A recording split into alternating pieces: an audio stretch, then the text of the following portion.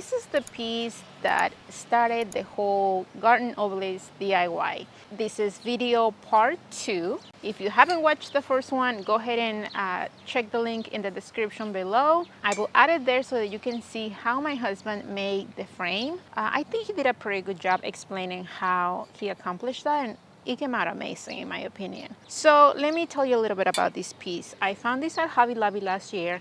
It stayed in my garage for the longest time, and it wasn't until this year that I actually grabbed this one. This one is actually a little dirty.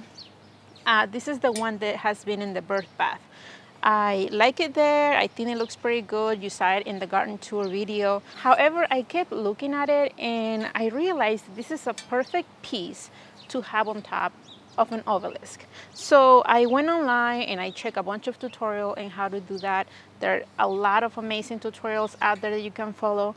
However, there wasn't one that I was really happy about. So I sort of, took inspiration from different places, and I basically explained to my husband what I wanted him to do, and he took it and he made it amazing. I knew that I wanted this piece on top of the obelisk. When I went a few weeks ago back to Hobby Lobby to get a second piece, because this is the one that I won in the birth bath, so I just needed a second one, I looked around to see if maybe there was some sort of base or I don't know, something that it could hold these as a base on top of the obelisk. I didn't just want it to lay down like this on top. So I look around and I found a piece that I think is a wall hanging. I'm not really sure. I knew that it could be a great option, but I kept looking and I found this jigama thingy. I'm not even sure what it is for. And while I was in the store, I actually put it together and I loved it. So I brought it home and you saw how I put that together. I basically just used some galvanized wire and I painted black because the wire is silver. So I painted black and I put it together and I screwed that on top of the obelisk, and I am really happy about that.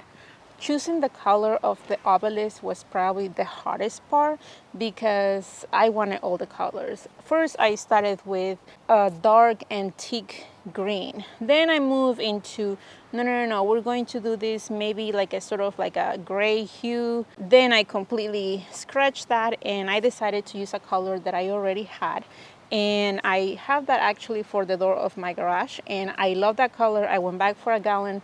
The original color is from Benjamin Moore. I will put the name on the screen.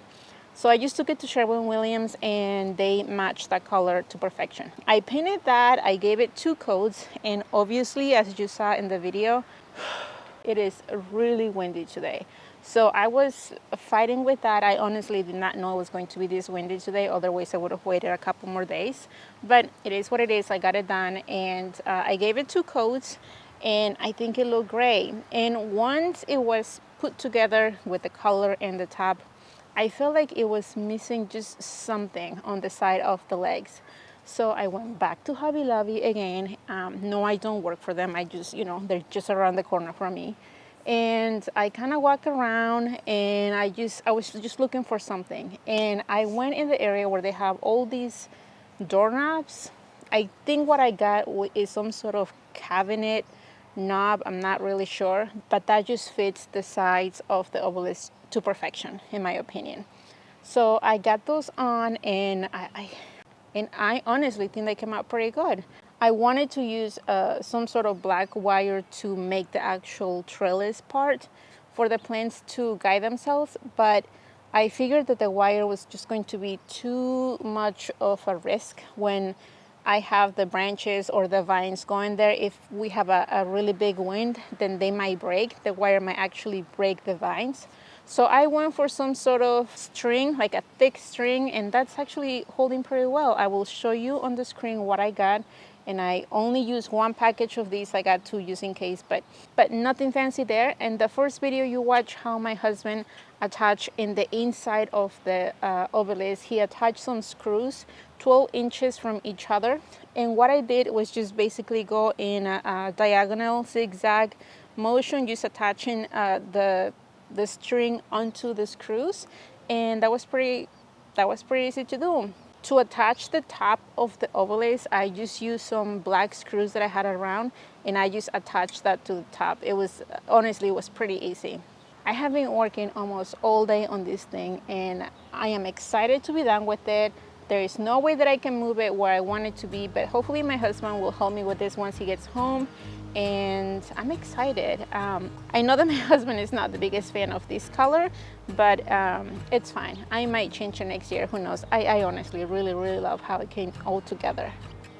If you guys have any questions about any of the steps that we took to make this obelisk happen, I feel like I'm giving you all the information possible.